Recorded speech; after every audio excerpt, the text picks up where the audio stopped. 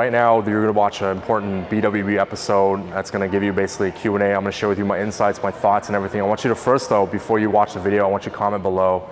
Let me know what questions, insights that you have as you're watching it. Comment below on the answers to this question that you're about to see. And also, any questions that you have you want me to answer on future BWB episodes. I'm watching all the specific comments that you have. I'm going to comment, I'm going to read, and go through that as well. Thanks for watching. Do I need a unique or special idea to start an online business? I think you need a unique or special idea to be successful. I think a lot of it just goes into, right now at this time, there's a lot of things that are really popular, like with AI and robotics, VR, blockchain technology, Bitcoin.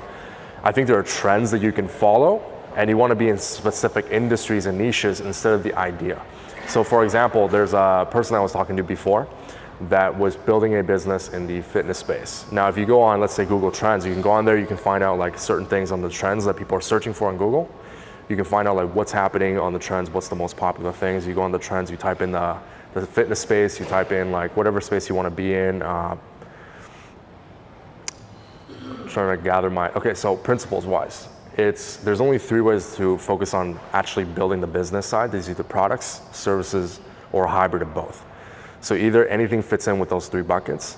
It's more important for you to pick the specific industry or niche, the target audience. Like for example, the space that I'm in that you guys know is digital marketing.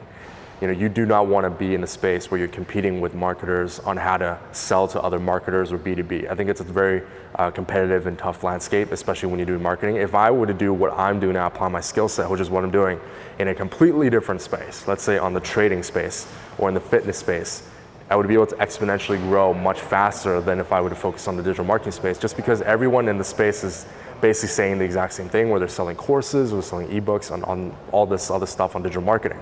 But if I apply, let's say, the strategies and the growth principles for clients in different spaces, you see an exponential ROI and return in those spaces. So I wouldn't focus so much on the idea. I would focus more on the trends and also the niches and the spaces that you want to tap into. Right now, blockchain, cryptocurrency, that stuff is hot. I think it's a bubble personally, in my personal opinion. I think it's something that's going to blow up because it's not backed by anything. It's essentially very volatile, which means that it's really based on people's opinion, people's vote on what it is. That's just what I think, because it's not backed by anything, and also it's not a store of wealth, which means it's not like money where it's backed by gold or silver. And the third thing is that it actually isn't a transfer of buying goods or services. So you can't go to crypto right now other than online. You can't go to Starbucks and say, hey, I want to give you 0.60 Bitcoin, whatever it is, the amount, and to buy a grande or something. So right now, those 3 things, the most important factors of actual money, isn't being fulfilled by cryptocurrency yet. What I'm more interested in is actually the blockchain technology side. As an idea, that's something that I could get behind from what my limited understanding of that is. So it's not so much the idea, focus on the trends, the industry and the space, the target audience that you're going for.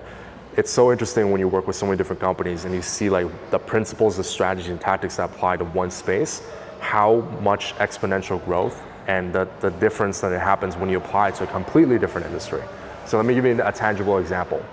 For me, doing a webinar in the digital marketing space, if a webinar is a way to generate more traffic, generate more leads, and also convert them into actual on sales or applications or clients, I could drive, let's say, 500 people to the webinar and it would cost me $5-10 grand.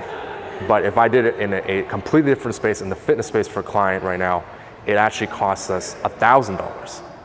Same webinar, same process, same strategies for traffic, for leads, and for sales, but when we apply it to a completely different industry, you're able to generate a much lower cost to acquire a specific registrant to that webinar, and a higher revenue ROI per the ad spend that you're doing. That's because it's just a different industry, right? B2C, B2B, and it's also in a different niche as well, the fitness versus the digital marketing business space. So focus more on the space and the industry versus the actual idea behind it, the trend in the industry.